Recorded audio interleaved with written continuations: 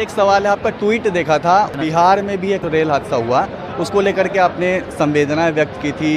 क्या लगता है इसमें चूक कहीं हुई है? कैसे खेसारी लाल देखते हैं? बिल्कुल, ये तो लापरवाही है। और मेरे कहने का मतलब कि जिनको भी देखिए, मैं हर व्यक्ति को यही कहूँगा कि आपको जो जिम्मेदारी मिली है उस जिम्मेदारियों से भागिए मत। और जिम्मेदारियों में लापरवाही जब होती है तो प्रॉब्लम होता है। जब हम अपने बेटा को नहीं देखते हैं, उसकी चिंता नहीं करते हैं, तो वो चोर हो जाता है और वो जीवन में कुछ कर नहीं पाता। उसी तरह जब भी जीवन में अगर आपको कोई जिम्मेदारी मिलती है और जिम्मेदारियों के साथ आपको देखा जाता है तो आपकी जिम्मेदारी बनती है।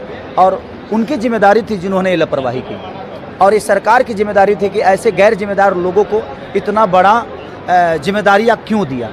तो मुझे लगता है सरकार दोषी है इस बात में, क्योंकि ऐसे लोगों को जिम्मेदारी आपने दिया है जिनको किसी की जान की नहीं पड़ी है। एक जान की बात नहीं है, वो 4000 5000 जान की बात नहीं है, 300 400 जान की बात नहीं है। उसके पीछे उस परिवार का कितना बड़ा कुर्बानी है और उस परिवार का कितना बड़ा विश्वास टूटा है।